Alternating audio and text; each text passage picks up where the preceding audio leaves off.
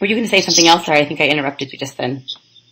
I'm trying to think there was something else I wanted to share about that. But, yeah, I put a lot of things in writing. Our procedures are in writing. Sometimes I put my notes in writing in terms of the calls themselves. But at this point, we haven't been doing that much anymore because these people have been with me for, since we have one new person in Nashville. So she has everything in writing, and she's included now. But I'm trying to think about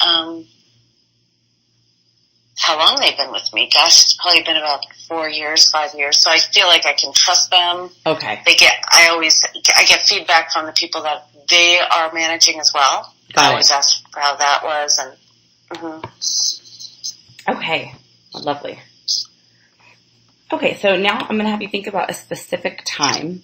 Can you think about a time, you probably have many of these, but when you were aware of your mindfulness practice showing up in the way that you were at work, specifically in regard to your communication or your interactions? I put it this way, I can't think of a time it isn't there. Really?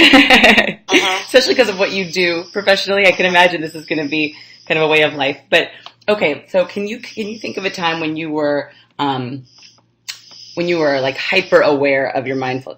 Most people who most participants so far, if they can't locate a time easily because they live this life, can often point to a time when things weren't going so well. And they're like, okay, there's my mindfulness. Yeah, let me think about that for a second. Sure.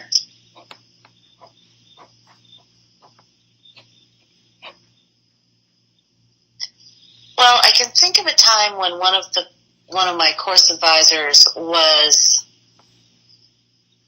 we checking in, and she had been thrown off guard by teaching in an organization, and she was in the middle of teaching, and one of the women in the organization started saying, "You're not teaching mindfulness," and started sort of heckling her. Oh gosh. And she is one of the best teachers I know, so I know that she was doing a great job. And I obviously don't know the other person, but she was so thrown off that we really ended up, really listening to her and really exploring what it was that she was kind of attached to, whether it was the way people thought of her or the way she responded. I don't remember the results, but I remember, a deeper, reflective conversation. And so that she could maybe move into more self-awareness and less attachment. I think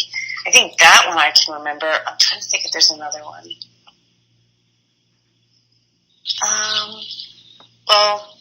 Obviously we start every morning or every meeting with mindfulness moments, and I don't think what other. I had to let someone go recently, not that April, and I had to really be clear. I feel like I did a really good job letting her go and staying really present with her. And, I don't have to do that a lot, but staying very present with her and being really honest with her about the reason I let her go. And, staying, I guess that's it, just really being non-reactive, very present, responsive, compassionate. Yeah, because I still have to work with her occasionally. I had to work with her a couple months later. Oh, I see.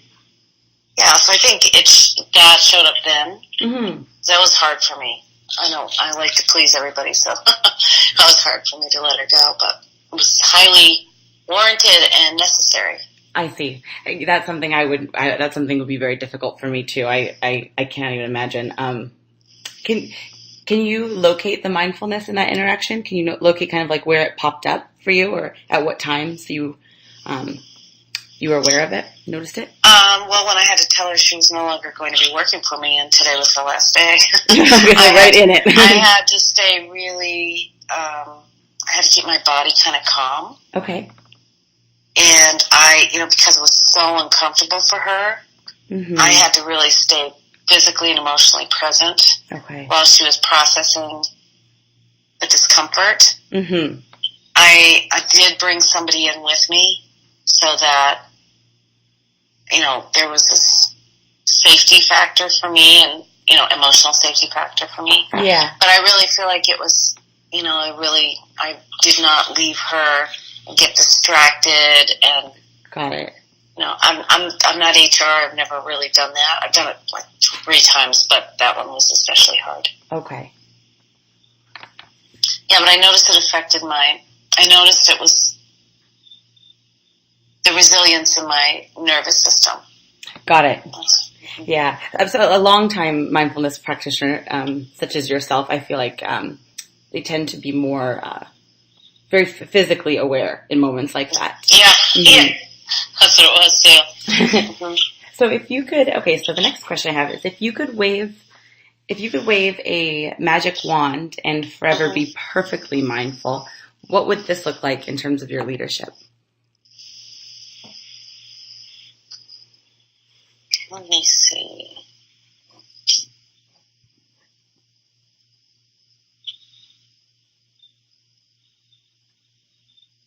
Maybe I would I don't even know if this is really necessary, but perhaps being a little more personally reaching out a little bit more, maybe. I don't know. I don't even know if it's necessary, if they would say the same thing, so I'm guessing. Reaching out more personally to those you work with? Yeah, rather than always doing it in a group. Oh, okay. Perhaps that would be it. I don't know. Okay. I tend to like community and cultivating that, but maybe there's a way to, I do make it a point when I'm in various parts of the country or the world to reach out individually and spend time with them. But, yeah, that's all I can think of. Okay, fantastic.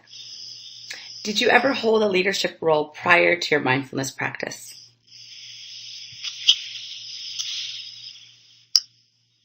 Well, I've always been a meditator, so I don't know I don't know. Mindfulness was born from being a meditator, but it wasn't necessarily as pronounced, maybe, because it wasn't as deliberate. Okay.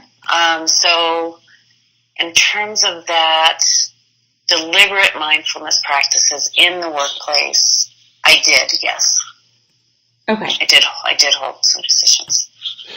Are there any ways that you that your leadership has changed since then that you attribute specifically to your mindfulness practice?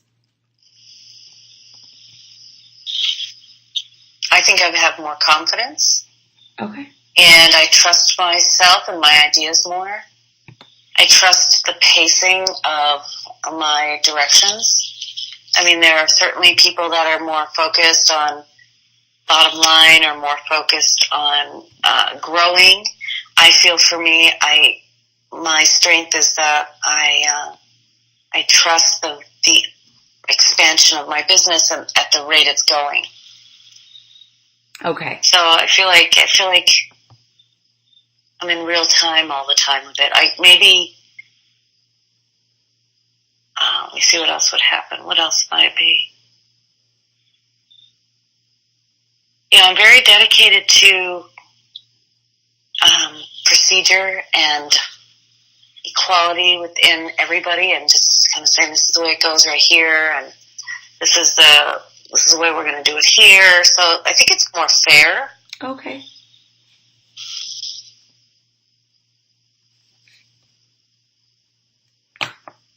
Okay. Are there any times when your mindfulness practice gets in the way, or your mindfulness gets in the way of your leadership?